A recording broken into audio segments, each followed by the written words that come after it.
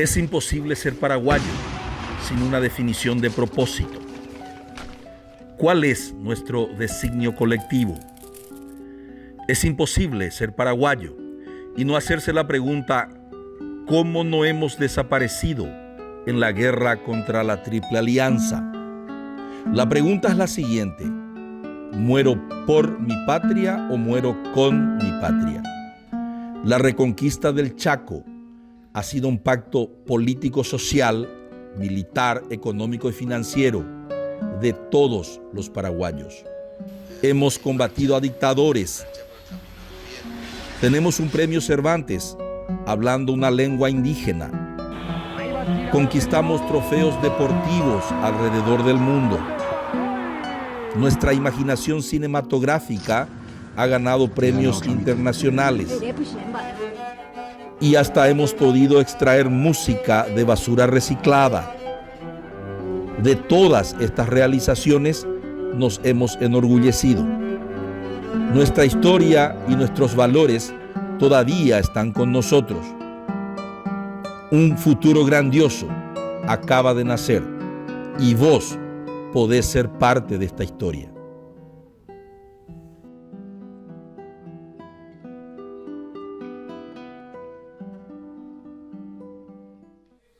Muy buenas noches, volvemos hoy después de prácticamente 15 días de estar ausentes, porque sabemos que en la semana pasada muchos esperaban que pudiésemos estar en vivo, pero estábamos en Buenos Aires con mi compañero de camino, Eduardo Nakayama.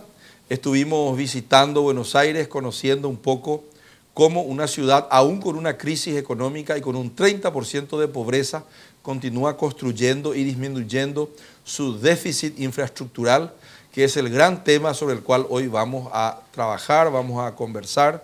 Y para eso hemos invitado a Mariano Vizarello, experto en desarrollo urbano y en Smart City, quien nos visita también desde Buenos Aires. Y bueno, le damos la bienvenida a Eduardo Nakayama, que también estuvo 15 días ausente. Muy buenas noches, Víctor Raúl. Muy buenas noches a nuestro invitado especial también, que posteriormente va a incorporarse comentándonos un poco de su trabajo. Y efectivamente estuvimos la semana pasada por Buenos Aires. Personalmente estuve por cuestiones culturales, sí, con la incorporación como miembro al Instituto Argentino de Historia Militar. También un reconocimiento que me hizo la Academia Nacional de Ciencias de Buenos Aires. Envío un saludo afectuoso a todos ellos y también a la gente del Archivo y Museo Mitre en la persona de su directora, Gabriela Miranda, la médica. Y también agradecer a la gente de la Embajada Paraguaya en Buenos Aires, a Rodolfo Serafini, Georgian y a la ministra Lourdes Espínola, quienes estuvieron atendiéndonos de maravilla. ¿Lourdes Espínola está allá? Lourdes está allá ahora. Pintora, artista, sí, curadora. Escritora. Lourdes Espínola Wiesel, ella es la hermana de Armando. La hermana de Armando. Y ella está escalafonada. Sí, ella sí, es yo ministra. sé. Y ahora le ayuda a Julio César, nuestro embajador. Al embajador Julio César y Vera. a Vera, que me hablaron maravilla. Bueno, yo puedo hablar bien de él. Yo no lo conozco, pero me hablaron maravilla de la gestión de él allá en la Argentina. Entonces mis saludos también para él. Realmente una semana fantástica, cultural, ¿verdad? Aprovechando un poco. ¿Anduviste en metro? No estuve andando en metro esta vuelta, sí, porque realmente tuve una agenda muy apretada, pero vine reconfortado. Vos sabés que yo también estudié en Buenos Aires, sí, entonces es una ciudad que quiero mucho, que aprecio mucho a la gente, y cada vez que puedo estar por allí me reconforta el espíritu y el corazón. ¿Comiste bife de chorizo? Comí bife de chorizo en Clarks, estuve por Recoleta, estuve por todas partes. ¿Comiste esas empanadas que cortan con cuchillo? Comí la empanada ahí en el asador criollo en la estancia sobre la valle, bueno, que para mí es una ceremonia. Yo estuve en el establo. Estuviste en el establo, está muy bien. En Paraguay vinimos todos más rellenaditos. Bueno. En realidad el tema que hoy queríamos tocar tiene relación con los grandes cambios que se vienen en el mundo y también en Paraguay, en Buenos Aires, en São Paulo, ni qué decir, en Curitiba, en la China, que consiste en un acelerado proceso de urbanización de la sociedad mundial, de la sociedad latinoamericana en particular y de la paraguaya también. Mi profesor de desarrollo urbano argentino llamado Lanfranchi, es su apellido, Gabriel Lanfranchi, del mayor think tank, a quien lo visité, de la América Latina, CIPEC, me estaba enseñando la semana pasada que las tres grandes megatendencias son, número uno, un crecimiento exponencial de lo que se construye en el mundo. En términos de metros cuadrados, las ciudades van a duplicar su infraestructura y la construcción de viviendas, la construcción de shopping centers, etcétera, en los próximos 15 a 20 años. En la China, Mariano nos va a contar porque él estuvo por la China hace poco, se construye una París por semana. Eguatana, calculá, diría un paraguayo. Entonces, una París por semana en metros cuadrados. En la China, entre el 2011 y el 2013, se hizo más cemento armado entre el 11 y el 13 de este siglo que en todo el siglo XX en los Estados Unidos. Cemento armado, en volumen. Sí, sí. Y en segundo lugar, la inteligencia artificial, sobre lo cual vamos a hablar hoy, es la gran tendencia también, en términos de que el poder político, la polis, está perdiendo, ¿verdad?, poder. Los administradores de ciudades, los administradores de provincias y los administradores nacionales, los presidentes de la República, los legisladores, están perdiendo poder, como dice el filósofo coreano Byung-Chul Han, están perdiendo poder en favor de los algoritmos. Los algoritmos están teniendo mucho más influencia en la vida ciudadana que la lapicera de un intendente de la ciudad, según Byung-Chul Han, filósofo coreano que vive en Alemania. Y en tercer lugar, un crecimiento brutal de la desigualdad, mi querido sociólogo, historiador, que es un fenómeno impresionante. Los ricos se hacen más ricos, los que viven en Nordelta ganan cada vez más, los acá en Paraguay no sé dónde están, los que tienen mucha plata, vos me vas a contar enseguida. En tu barrio. En mi barrio, bueno. Y los pobres también, dice que no hay que decir pobres, los empobrecidos por la matriz económica también cada vez hay más. Y en la Argentina, empobrecidos por la matriz económica paraguaya, hoy menos hoy 1 millón de paraguayos más, desde hace décadas. Sí. Desde la revolución del 47, quiero que me cuente cómo los muchachos emigraban con sus familias, entre ellos mis tíos, algunos de ellos. Entonces, desigualdad, empobrecimiento, déficit habitacional, déficit infraestructural, movilidad caótica, que de eso quiero hablar contigo, accidentes de tránsito que cobran más vidas que el cáncer, según me cuentan los expertos, me estuvo contando Mariano ayer nomás. De eso es de lo que queremos hablar. Y como algo que te va a llamar la atención, estuve constatando, reuniéndome con directivos de la CAF, Corporación Andina de Fomento, del Banco Interamericano de Desarrollo y del Banco Mundial, que el gobierno de la ciudad de Buenos Aires, la provincia de Buenos Aires y el gobierno de la nación argentina construyen más casas para paraguayos que el gobierno paraguayo en su propio territorio. Y con esa introducción argel, pero realista, te cedo la palabra. Mi querido Eduardo. Y mira, mi querido Víctor Raúl, esta no es una cuestión nueva. Vos mencionaste el tema del éxodo paraguayo. ¿Cuándo comenzó? Realmente se inició en las primeras décadas del siglo XX por cuestiones económicas. ¿Por qué?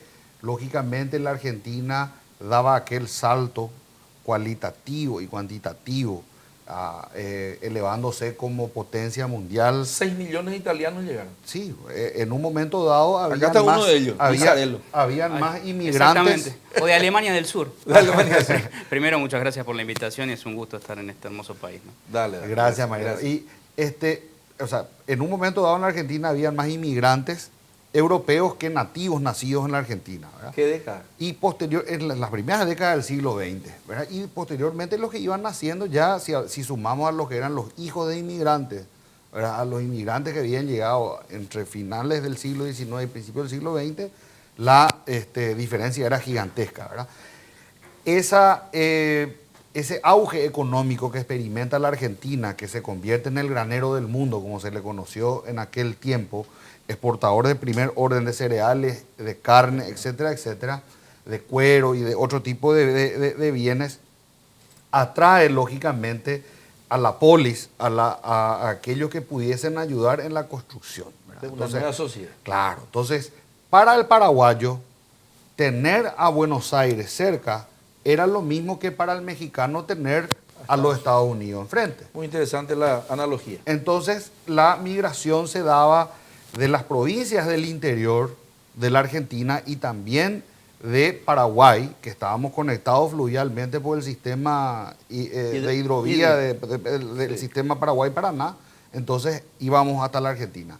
Eso se agudiza primero en el 36 y posteriormente en el 47 con las revoluciones, sobre todo la del 47, que produce un éxodo masivo de orden político. Primero era un éxodo económico. Luego un éxodo político, donde en un momento dado, según las estadísticas que manejaba la Dirección de Migraciones en la Argentina, 480.000 paraguayos estaban viviendo en la Argentina. Muchísimo. Esa es la población de Asunción casi. Claro, y es lo que te iba a decir. En un momento dado, la Argentina tenía más población, Buenos Aires tenía más paraguayos que Asunción. Hoy hay más radio en guaraní en Buenos Aires que en Asunción. Te puedo asegurar. Sí, es probable. En idioma guaraní. Estuve probando la otra vez el diálogo. Es probable. Y entonces a partir de allí, eso también, durante la época de Stroessner, cuando... Otra vez política. Otra vez económica. Ah, económica. Perdón. Había política, pero también un económica. Mix. Había un mix, ¿verdad? Pero allí, hasta la construcción de Itaipú y el crecimiento, el boom al este. Sí, la marcha al este. La marcha al este, el PIB del Paraguay era uno de los más bajos de América Latina. Raquítico. Entonces, lógicamente, la única opción que la gente tenía era poder ir a migrar a la Argentina, ¿verdad? Principalmente Buenos Aires. Entonces, ahí tenemos una segunda oleada migratoria a la Argentina, donde llegamos a tener esos niveles que históricamente hablamos que son entre 1 millón, 1,5 millones. Algunos hablan incluso de 2,5 millones, incluyendo a los descendientes. Hijos. Claro. Cultura paraguaya. Que ya hay hijos y nietos de paraguayos que uno puede hablar en castellano perfectamente, pero también te hablan en guaraní. Perfectamente, ¿verdad? O sea, y mantienen las tradiciones, mantienen el idioma, manejan los centros culturales, que hay muchísimos centros culturales. Varios. El año pasado estuve recorriendo el centro Manuel Ortiz Guerrero, estuve en el centro Iteño, estuve en el club deportivo paraguayo, estuve en este que es el club social el más importante, que se llama también Paraguayo, que está que está en Capital Federal y que nuclea a todo. Ahora se creó un partido político que se llama Partido Tricolor, que es de hijos y descendientes de paraguayos. ¿Y qué van a procurar? Concejalía. Van a procurar todos los escaños, diputados, todos van a postular para las cosas. Y ya tienen una fuerza electoral que pueden llegar a mover, ¿verdad? O sea que es interesante lo que se ha producido desde el punto de vista social, aclarando que no soy nomás sociólogo. Me diste el título, te agradezco. Te regalo pero un gran sociólogo que hemos tenido, estuve hablando con su nieta hace un rato, con Celeste, porque yo le suelo decir, necesito hablar contigo porque necesito hablar con tu abuelo. Su abuelo falleció hace muchos años, ¿verdad? Y ella tiene memoria viva. Y ella es la intérprete a veces de lo que su abuelo podría pensar.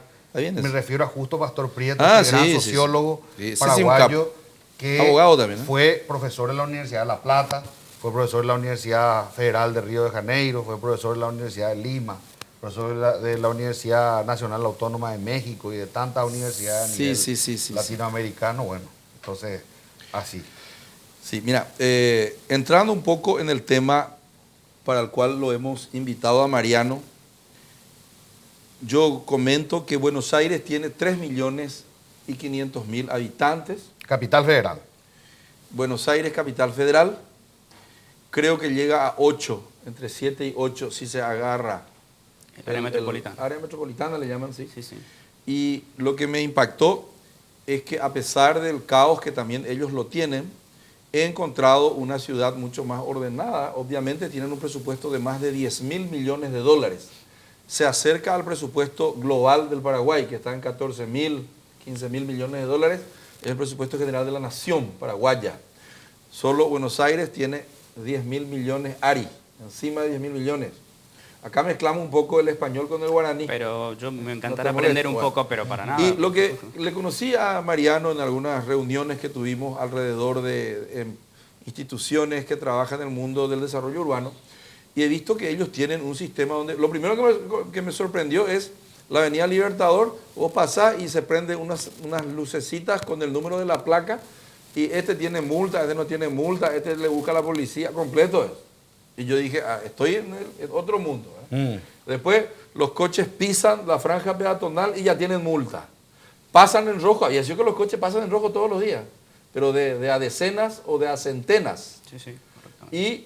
Y la gente se muere también en Buenos Aires y los motoqueros atropellan, el mismo caos, pero están más ordenados que nosotros. Después el Metrobús, sobre la 9 de julio, anda mucho más rápido que el coche. Si vos te das por Cerrito, ¿verdad? Entonces la democracia funciona, cuando, como decían mis hijos en Curitiba, cuando el micro se va más rápido que el coche, dice. Funciona la democracia, dice. El micro tiene que ir más rápido que el coche, y andar en coche tiene que ser un suplicio, para que vos prefieras el micro. El cigarrillo del mañana. Sí, dijo Jaime Lerner, el cigarrillo del mañana.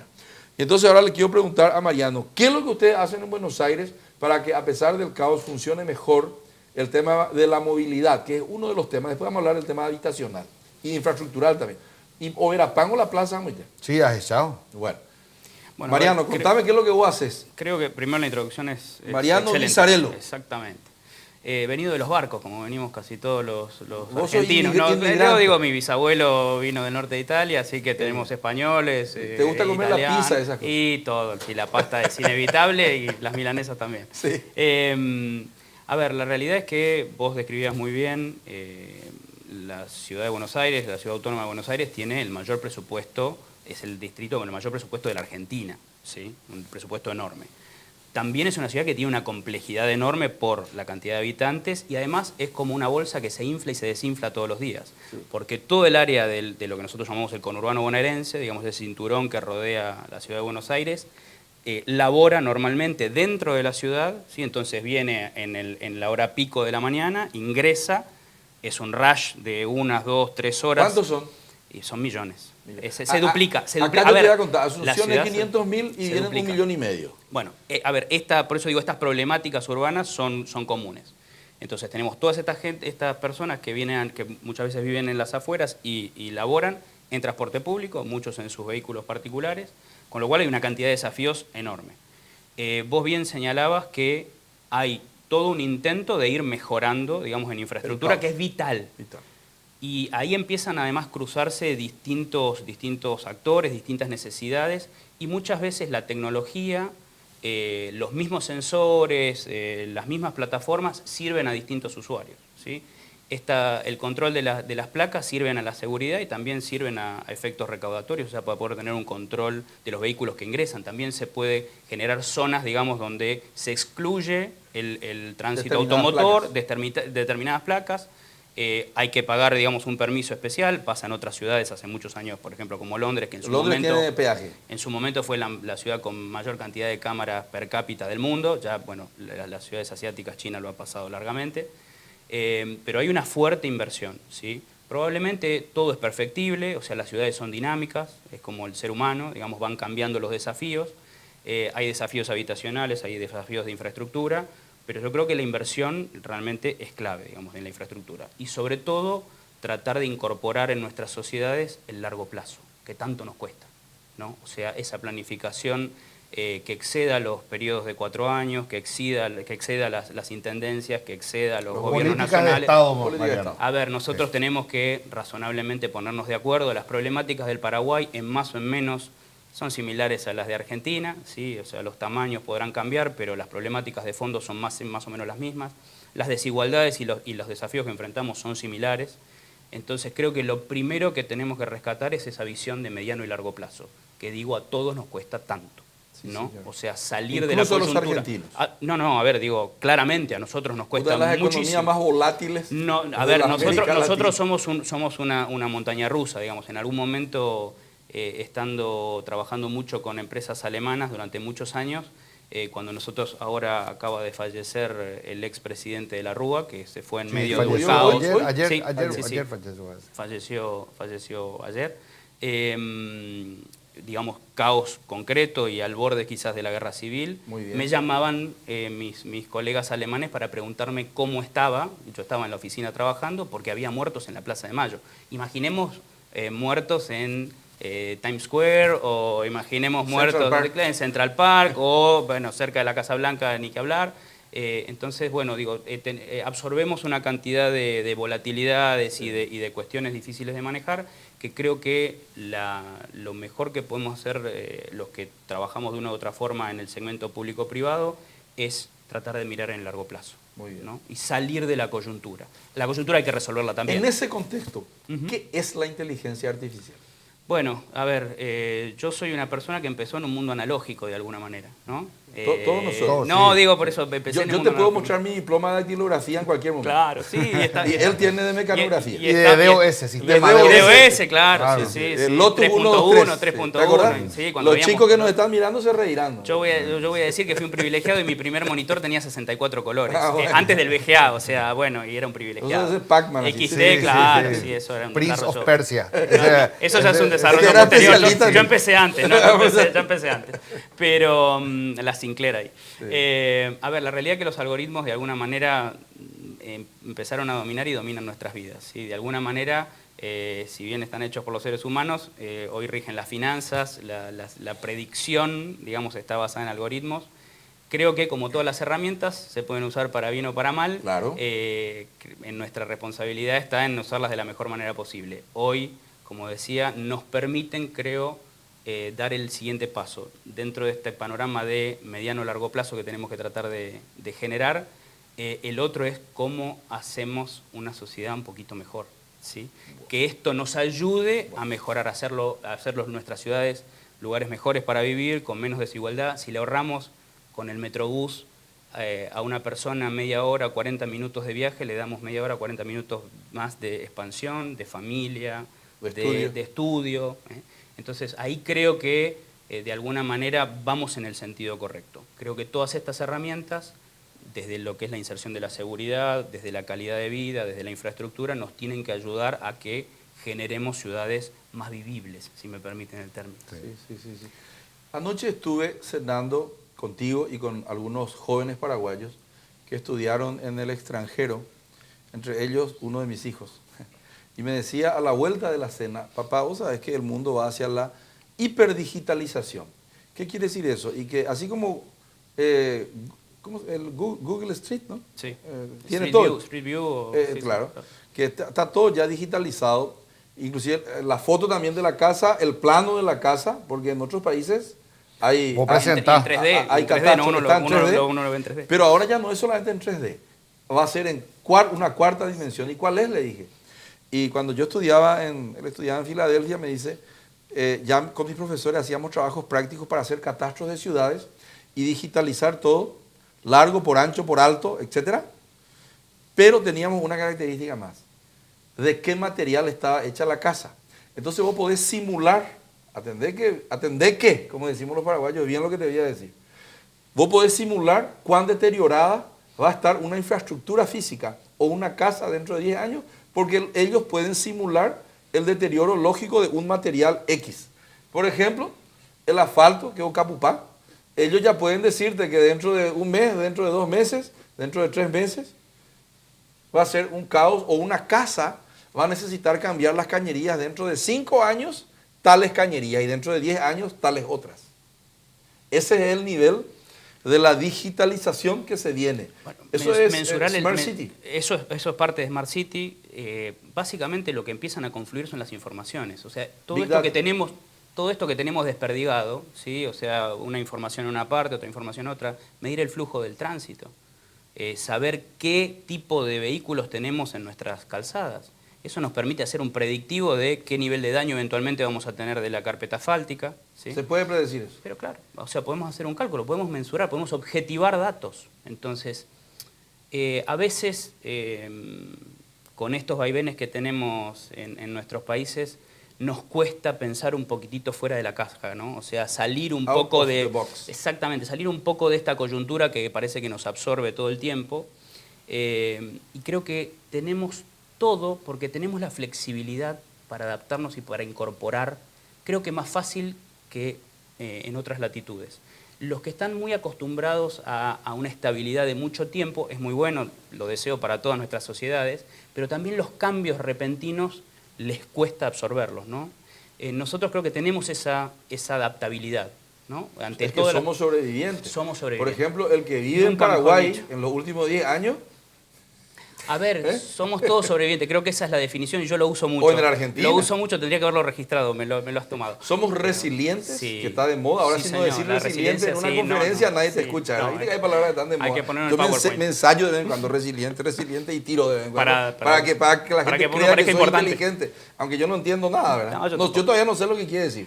Yo no sé si sustentable y sostenible qué quiere decir. Tengo amigos que se pelean, hay moquete entre ellos. Eficacia y eficiencia también. Eficacia y eficiencia, resiliencia sistémico o sistemático, yo no entiendo nada, ¿verdad? No. Está todo de moda las palabras. Y ecosistema. Ecosistema, si no decís, estás out. Bueno, se estarán riendo de nosotros. Les pedimos disculpas. Les pedimos disculpas, pero hay algunas cuestiones que sí realmente tienen mucha... Somos una sociedad adaptable, estabas diciendo. Eso también le llaman iatrogenia, dicen los que saben hablar. El mal que te hace bien. De la pea. Yo le digo una palabra difícil y él ya cree que lo estoy ofendiendo. Vos sos eso. No, yo por la duda me quedo acá al costado. Iatrogenia es el mal que te hace bien. La vacuna Sí, señor. es algo iatrogénico, porque es algo que te meten el germen, no sé qué, pistola lo que te meten, y eso te hace bien porque te hace fuerte para cuando te venga. No hablemos de los antivacunas. En Bombaré te Eres vende. Mombaré TV.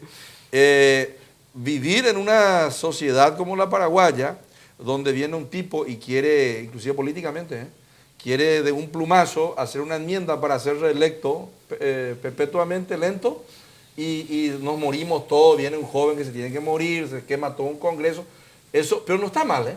La otra vez estuve escuchando, o leyendo mejor dicho, a David Runciman. Él dice, El fin de las democracias, es su libro, compré en San Pablo, en portugués, y ahora veo que en Buenos Aires, ¿por qué las democracias fracasan? Entonces que hay una onda, y él dice que un Trump en los Estados Unidos, por más que él quiera apretar a toda hora el botón rojo, porque él es medio loquito, ¿verdad? Viste que hay el embajador británico, hoy salió en los diarios, dijo que él es totalmente loco y puede terminar muy mal, él y el mundo. Mira que ahora ya hay un tepotí con Irán hoy, no sé si te das cuenta. Sí, claro. Y ese es un estopín, ¿cómo se dice en español? Es Un polvorín. Un polvorín, Un polvorín. que en cualquier momento puede, pero la democracia puede explotar, pero la democracia norteamericana le tranca todo, porque están los contrapesos políticos. Las Y él tiene que instituciones. pedir, están las instituciones. Entonces, imagínate Trump lo que sería aquí en Paraguay. Un bocapuma, hermano, Y sí. ¿verdad?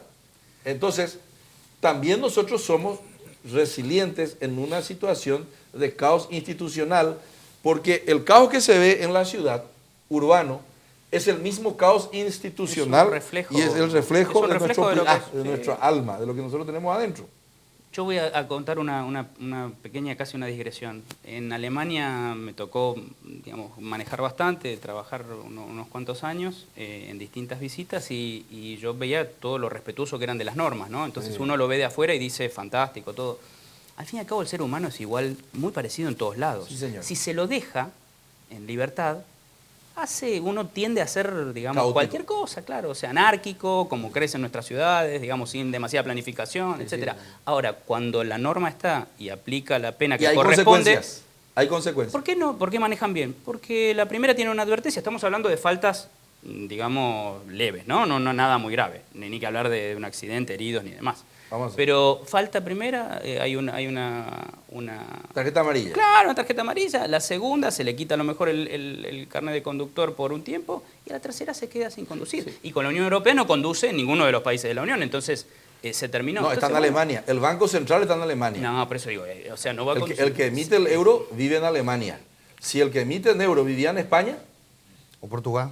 o Portugal, o en Italia, o que hablar. Capupá, es una cuestión cultural. Es cultural. Sí, es un tema muy interesante eso que estás diciendo. Los alemanes tienen las normas. Cuando yo vivía en Curitiba, me fui una vez a la fábrica de Volkswagen, Audi, y llegué temprano a una conferencia que yo tenía que dar, una charlita que tenía que dar. Me invitaron mis alumnos que trabajan allí, y llego yo, bien pila como soy, y desordenado como soy, y como llegué temprano, no estaban todavía los autos de ellos. Y llegué yo con mi auto y estacioné cerquita del salón donde iba a ser el evento.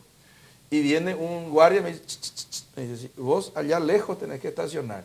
Porque el que llega temprano estaciona lejos. Claro. Y el que llega último estaciona. Cerca del acceso. ¿Para qué eso es? Orden, claro. Sentido Llega común. cortito. El que digo, llega último orden, tiene llega menos último, tiempo con para menos tiempo para caminar. llegar, claro. Y los empleados de la Audi, en el Curitiba hay Renault, Audi, Chrysler, Case, New Holland y Volvo, 5 montadoras. Nissan no. Nissan allá hay. Bueno, entonces vos tenés que llegar, el que llega acá, el que llega primero, Lo más cerca de la puerta. Claro, Adentro, a si lo- puede, a los adentro, baretes. adentro del salón. Si a los puede. baretes. Sí. Quería preguntarte algo porque ellos me mostraron lo que hacen con los semáforos allá. Cómo la gente pasa en rojo ahí así. Y es brutal eso. Yo no sabía. Forma parte del caos. ¿Cuántos en Buenos Aires pasan en rojo según tus cámaras? No, miles. Miles. Miles. A ver, voy a dar un dato concreto. Tenemos a 2018 más de 7.200 Ahora muertos. vamos ya a un corte después de que Ahí está cuentes. mostrando la Ah, mira, mira, mira. Ahí Mira. tenemos está ahí algunas espectacular. Mira imágenes. qué buena que es nuestra productora. Tiene otra productora. Mira, mira, mira, mira. Ahí ese es. O sea que todo el día hay Ese eso. pasó, bueno, 7.200, más de 7.200 muertos por accidentes de tránsito en el año en Argentina. Y según mis informaciones, de información oficial de la Agencia de Tránsito en Paraguay, 1.200 muertos al año. ¿En qué? Entonces, al año, por accidente de tránsito. Vamos a ver otro video. Ahí está estamos. mostrando. Vemos que, digamos, que esto no es patrimonio de Sudamérica, Claro, ¿no? O sea, acá todo el tenemos mundo. imágenes de Estados Unidos, ¿sí? Tenemos imágenes de Inglaterra, ahí Arizona.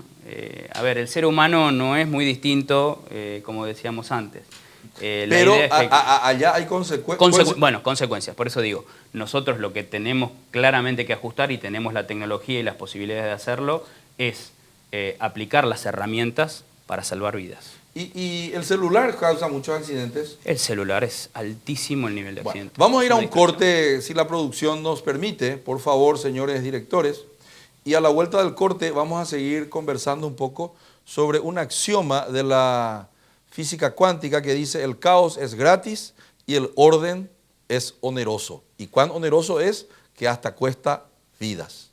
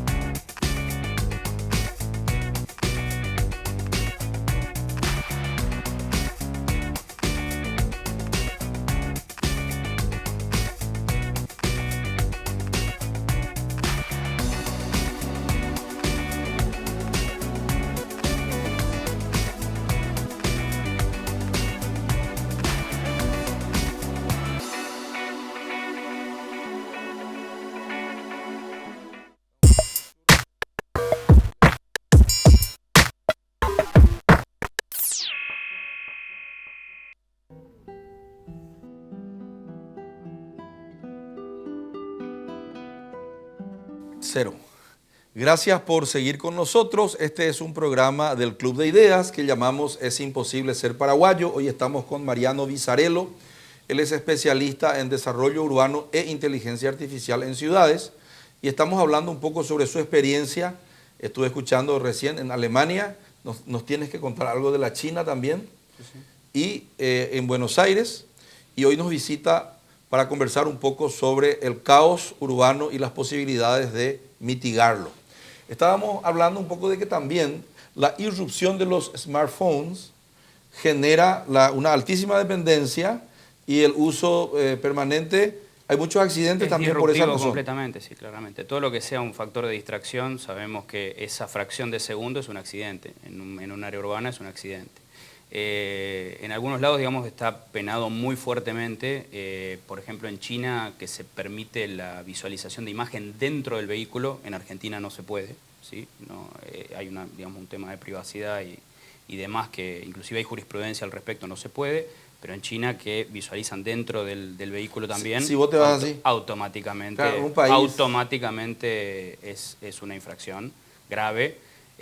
Inclusive se utilizan luces blancas para flash en China, cosa que es llamativo. Uno cuando baja de un aeropuerto importante y va por una carretera, ve los flashes en las ciudades y parece que lo están esperando los periodistas a uno, pero no es así. ¿Te crees? Son los flashes, claro, uno por 30 segundos.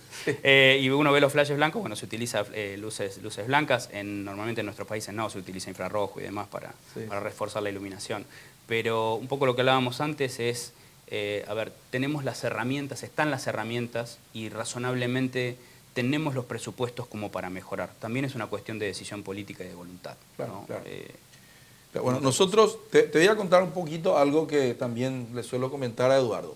Asunción tiene 520.000 habitantes y 1,5 millones de habitantes viven aproximadamente en los alrededores como población pendular también de Asunción, porque entran de mañana y salen de tarde.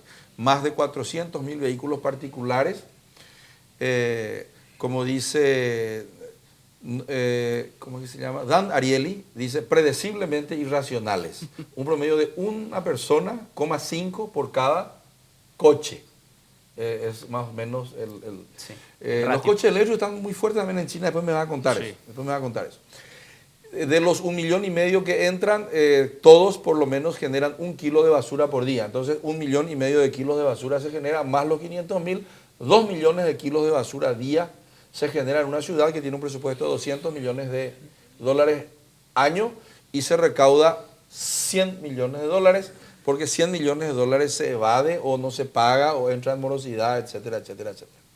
Con esos presupuestos hay que sostener una ciudad que realmente tiene muchas necesidades.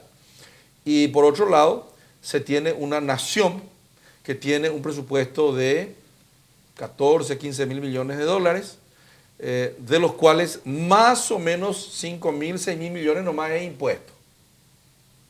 Y una presión tributaria que oscila entre el 9 y el 11%, con una enorme evasión también que existe a nivel país. Entonces, este es un país que recauda poco, porque tiene una baja presión tributaria, pero no, la presión tributaria, después me va a corregir acá el que cree que yo quiero subir los impuestos. No, yo no quiero subir los impuestos, quiero que no se toque un punto porcentual lo que se cobre. No. La presión tributaria, pues, es todo lo que cobras, no es la tasa sobre el PIB, pues eso no existe, es lo que cobras en valores absolutos sobre el Producto Interno Bruto. En segundo lugar, se gasta mal, porque hay una gran corrupción. Y en tercer lugar, se recauda también mal porque los impuestos son extremadamente regresivos. Esas son las características que nosotros tenemos. En Paraguay nosotros más o menos 2.500 a 3.000 millones de dólares es IVA. Y el resto se reparte entre impuestos que son 70% indirectos y más o menos 30% nomás son directos. Y el déficit infraestructural del Paraguay, que quiero también comentarte, del Gran Asunción, nomás te voy a decir,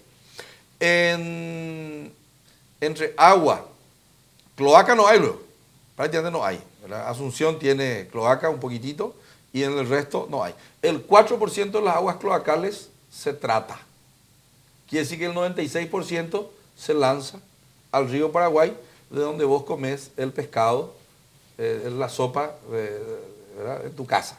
Esa es la realidad. Las aguas subterráneas están todas contaminadas, ¿sí? Y las rutas y las calles están todas destrozadas. Entonces tenemos una situación donde se recauda poco y no hay recursos y el pasivo infraestructural crece. En vivienda, ahora te voy a decir, 1 millón de unidades habitacionales faltan en Paraguay. Y me fui a Buenos Aires para ver lo que están haciendo y te dije que, por ejemplo, sobre el Río de la Plata, estuve mirando la Villa Rodrigo Bueno y se están haciendo a toda bala 600, 700 casas, toditas para paraguayos. Toditas para paraguayos. Yo le dije, ¿quiénes son? Y son todos paraguayos los que van a venir a vivir. ¿Dónde eso queda? Al lado de Puerto Madero. O sea, al lado de Puerto Madero, 600 casas para paraguayos. Nosotros todavía no podemos construir ni una casa, ¿verdad?, para paraguayos porque faltan los recursos, tenemos dificultades. Ahora parece que va a comenzar. Se van a hacer 6.000 casas con donaciones de Taiwán y recursos propios. El déficit habitacional acá es de 1 millón de unidades habitacionales, donde 200.000 es casa 0 kilómetros, 350.000 a 400.000 es baño y cocina, casa que no tiene baño y cocina, y otras 400.000 es casa que no tiene dormitorio. La gente vive toda apilonada, hacinada. Esa es la realidad. Entonces necesitamos métodos innovadores para generar recursos y necesitamos en Paraguay que el caos disminuya con inversión y también con ejecución de obras públicas de mayor calidad. La otra me fui a Ciudad del Este y desde Caguazú ya te podés ir a toda bala. Sí. O te podés morir también, ¿verdad? Porque no hay nadie te Ninguna controla. señalización ni nada, no. Nada, te podés morir, ¿verdad? Desde Caguazú hasta Asunción, creo que la otra vez comenté, desde Coronel Oviedo hasta Asunción 3 horas. Coronel Oviedo Asunción 3 horas. Y desde Coronel Oviedo hasta Ciudad del Este 2 horas. Y es 130 kilómetros desde ahí. Y 330 menos 130, ¿cuánto es? 200. 200 kilómetros desde Coronel Oviedo hasta Ciudad del Este. 330 kilómetros más o menos. Y en la ruta los perros se van a 170 kilómetros por hora más o menos. Se van a matar todos, yo entre ellos. No había policía caminera y bola ese que te ponen la cosita, no hay nada. Entonces es una situación realmente peligrosísima. ¿Cuántas personas mata el tránsito en el mundo? ¿Uno sabe? No hay un montón de lugares que no tienen cifras consolidadas. Por eso yo, para bajarlo un poquito más a nuestras realidades, hablaba de los 7.200 años en Argentina y 1.200 en Paraguay. Es dramático, la verdad. 7.200 personas. 7.200 personas, casi 7.300 a 2018, ¿sí? Que se mueren. Que se mueren por Y accidentes de acá tenemos tránsito. el problema de las motos. Sí. El 50%, más del 50% de los, en Argentina está en el orden del 40%, entiendo que en Paraguay está en el orden del 50% de los accidentes fatales de tránsito son de motocicletas. Yo creo que acá debe ser más y todo. El 51%, sí, el número está, Acá- no estamos midiendo, aparte, ese es el que fallece en el momento. No estamos midiendo El que fallece los más de después. 60.000 o 62.000 heridos, ¿sí? 300, 400 que quedan con secuelas para toda la vida. El impacto en lo que es salud, o sea, en el presupuesto de salud, o sea, más allá del tema de la vida directa y el accidente en forma directa, el tema de costo de seguro, o sea, hay todo un tema que Oye, impacta. Vamos a hablar enseguida del totalmente. tema seguro. Hoy porque estuve revisando, eso justamente el proyecto del Están por seguro soltar. obligatorio.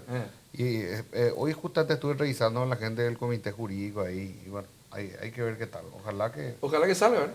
Yo creo que esta vuelta está un poco mejor trabajado. Porque hubo una época que se trancó todo. Sí, ahora yo creo que está mejor trabajado y sobre todo se deja más abierto a que se haga un correcto cálculo técnico, ¿verdad? Porque acá lo que nosotros tenemos que hacer es equilibrar, como se dice, prima versus siniestro, ¿verdad? O sea, tenemos que saber cuánto es exactamente lo que tenemos que cobrar para hacer frente a lo que vamos a gastar. Claro, porque tiene que equilibrarse. Porque se tiene que equilibrar y acá tiene que ser algo que no perjudique a nadie, que no ponga en riesgo Al usuario también. ni a las empresas, ni a los usuarios, ni al sistema en general, ¿verdad? Y sobre todo que sea beneficioso para las clases más desprotegidas también, ¿verdad? Que son las que más sufren. Porque dejan muchas veces Familiares. una vida La familia joven, queda en general. lisiada. Claro, una persona joven que pierde la vida y que ya deja de ser un ingreso para el resto de la vida. Acá hubo una campaña que la lanzó el doctor Filártiga, ¿te acuerdas? Era una campaña muy sugestiva, muy así también fina, era ponete tu casco carajo. ¿Te recordás algo así? Me acuerdo, me acuerdo. ¿Eh? Así era. Me acuerdo, sí. O sí, usá tu casco carajo. Sí. En la desesperación, el señor director del Hospital de las Emergencias Médicas, como no tenía muchas posibilidades ni recursos, pero tuvo muchísima repercusión. Colocó un cartel en el edificio y decía, usá tu casco, y abajo escribió, carajo. Y tuvo mucha repercusión. Después se retiró ese señor. Se retiró. Se Pero fue una al persona IPS. muy querida, una Muy persona querida. muy... Se fue al IPS. Sí. Y allí no pudo, creo que... No, del IPS se fue a emergencias, entiendo que. No, después el señor Carter, como dicen los No, pero él paraguayos. estuvo primero, le llevaron a IPS y de ahí salió y estuvo en emergencia mucho tiempo, No, hasta que ahora entró Mazzoleni y le sacó. Pero Carter le ofreció IPS. Y se Claro, fue. No, claro. él se fue a IPS. Sí, señor. Levantó la olla Sí. y dijo, Inetereicoa, Sí, dijo. ahí Javenba, dijo. Y tapó otra vez la olla y dijo, no se puede. Sí. Bueno, y te pregunto, con tanto déficit infraestructural y con tanto déficit en salud, educación, ¿cómo se puede hacer, Eduardo, vos de una perspectiva política quizás, para recaudar más, gastar mejor en este país? Bueno, vos dijiste algo hace rato en relación al sistema tributario. Yo estoy de acuerdo contigo, ¿verdad? Pero pienso que eso pasa también por la confianza de la gente en ¿Quién gobierna? en quien gobierna, ¿verdad? Es decir, si vos ves que tu gobierno está haciendo cosas, Sí. vos vas a pagar. O si lo que te piden pagar es razonable, vas a pagar. Y me remito a los hechos, lo que siempre hablamos de Dionisio Borda. Cuando se bajó el impuesto a la renta empresarial del 30 al 10%, Subió. se triplicó la recaudación. Se triplicó. ¿Quién hubiese esperado? Yo recuerdo que la gente se agarraba O la sea, cabeza. se le creía a Nicanor y a Dionisio. Claro. A Nicanor era. Claro, Nicanor el presidente, Dionisio Borda el ministro de Hacienda y jefe del equipo económico. Sí. Opositor. Opositor. Y la gente decía, no, pero ¿qué va a pasar acá? No vamos a recaudar más que esto. Se triplicó la recaudación. ¿Por qué? Porque la gente tuvo confianza. Dijo, entre pagar algo por izquierda Y pagar 10 por derecha. y pagar 10 por derecha y quedarme yo blanco, limpio Dormir. y poder salir a retar Sí, sí, sí. con las ganas que me gustaría, porque el que paga por izquierda no puede salir a retar como ¿verdad? Porque a alguien le va a salir, che, espera un poco, vamos a revisar tu cuenta y se calla otra vez y entra debajo ¿verdad? Se esconde en la cueva.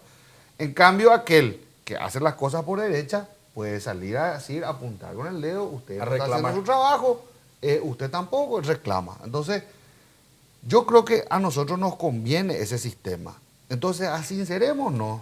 Y si tenemos un sistema tributario transparente, veamos que realmente se pague.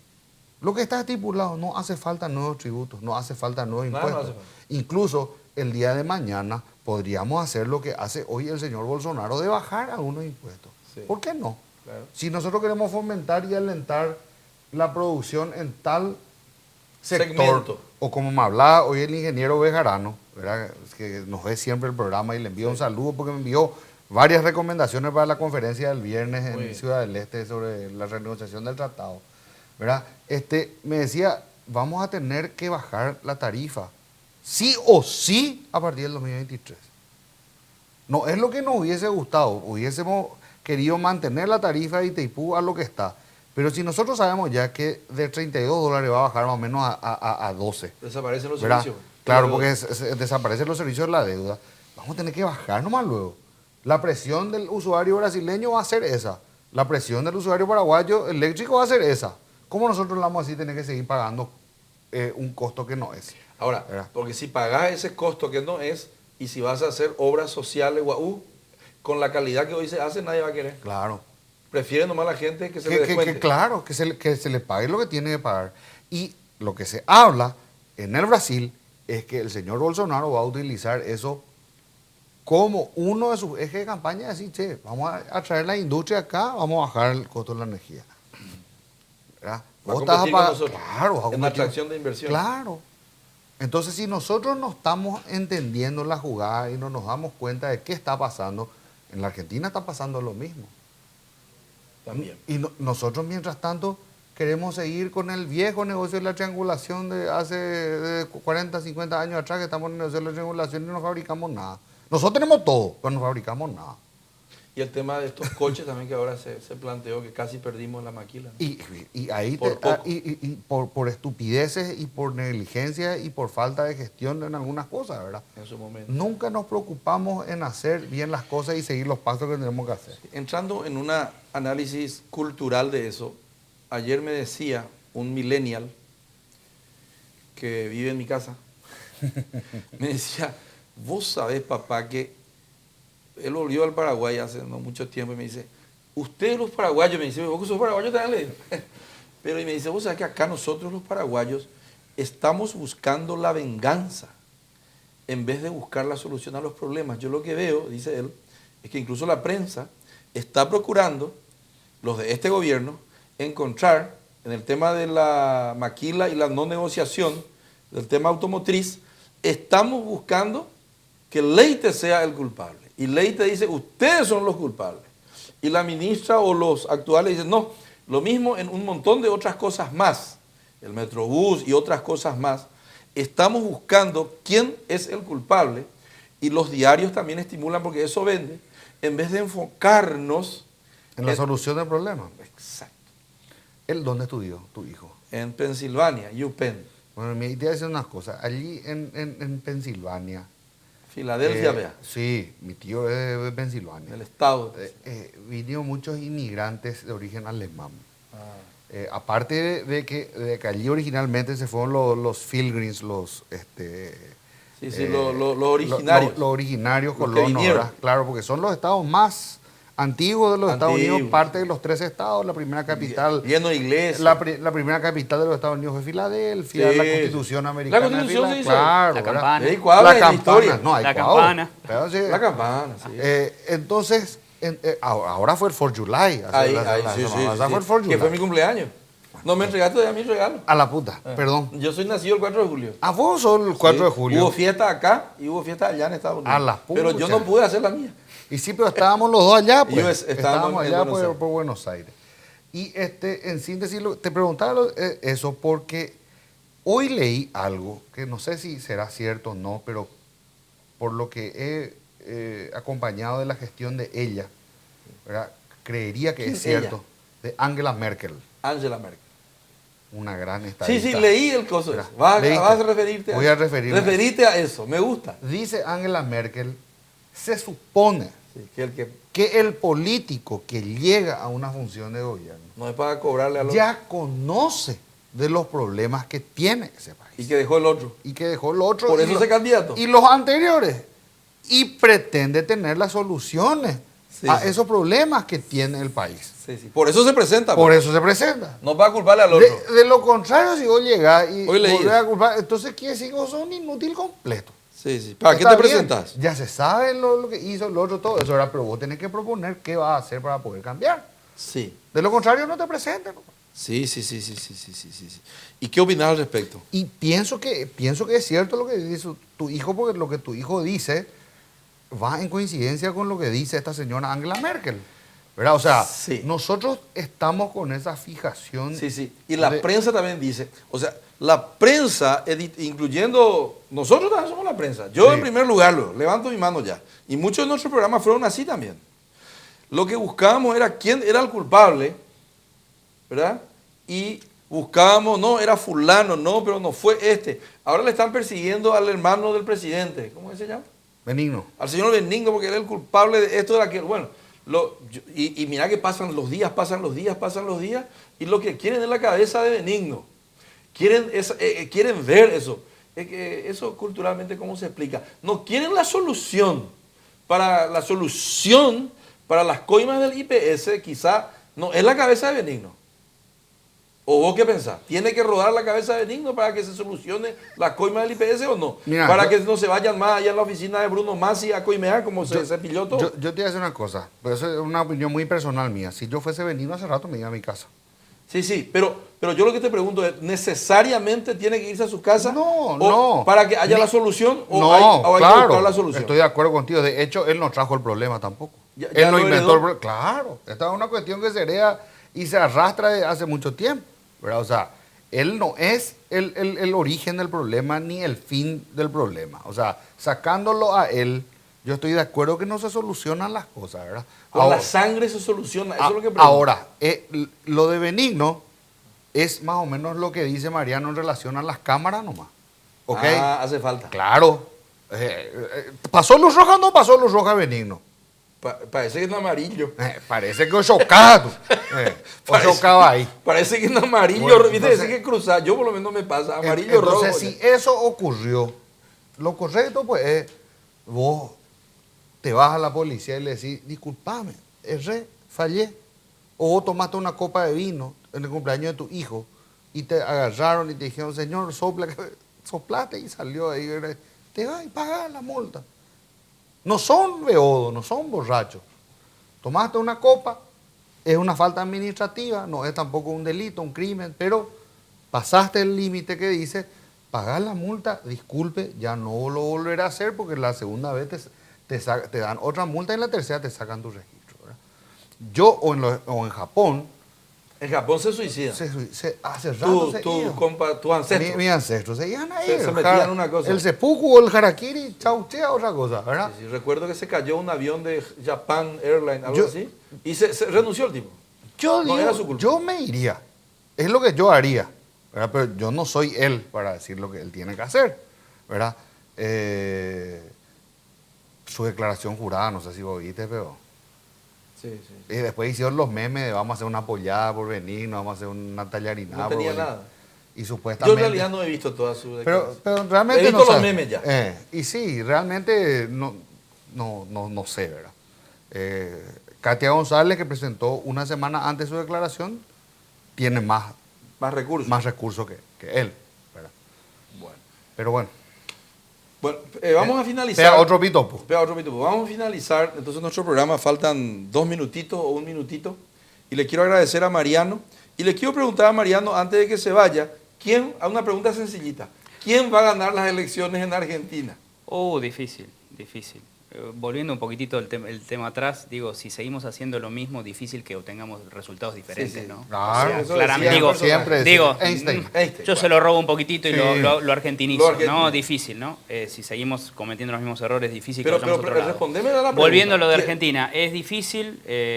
Yo primero me alegro que todos podamos elegir democráticamente, que para Sí, nuestros eso es países es un avance enorme, ¿no? Y no creo que nos tengamos que acostumbrar, o sea, tenemos que celebrarlo todas las veces. No soy un analista político, soy un amateur de la política, creo que está muy difícil para la administración actual por, digamos, temas económicos que no ha sabido transitar adecuadamente. Pero creo que también es una moneda al aire, o sea, Es una moneda es una moneda al aire, en este momento es una moneda. De una manera. Bueno, nos despedimos entonces. Muchísimas gracias a Por favor. Mariano Bizarello, gracias a Eduardo que siempre nos acompaña. Y de la Argentina las elecciones son en... Ahora En tenemos octubre. tenemos agosto y Después ya octubre octubre. y hay que ver si segunda vuelta. Final de año. Me despido con un análisis de Caparrós del New York Times que dijo Argentina, elección sin elección. Les recomiendo que lo lean en el New York Times, está en español, ustedes pueden googlear. Y la Argentina es un país que de alta volatilidad política y económica y tiene sus elecciones ahora en el mes de octubre. Agosto. Y nosotros empezamos en tenemos mayo con las elecciones en PASO. 2020. Espero que no sea en el Paraguay, también como en la Argentina, elección sin elección. Muchísimas gracias y buenas noches. Chaco ha sido un pacto político-social, militar, económico y financiero de todos los paraguayos. Hemos combatido a dictadores. Tenemos un premio Cervantes hablando una lengua indígena. Conquistamos trofeos deportivos alrededor del mundo. Nuestra imaginación cinematográfica ha ganado premios internacionales. Y hasta hemos podido extraer música de basura reciclada. De todas estas realizaciones nos hemos enorgullecido. Nuestra historia y nuestros valores todavía están con nosotros. Un futuro grandioso acaba de nacer y vos podés ser parte de esta historia.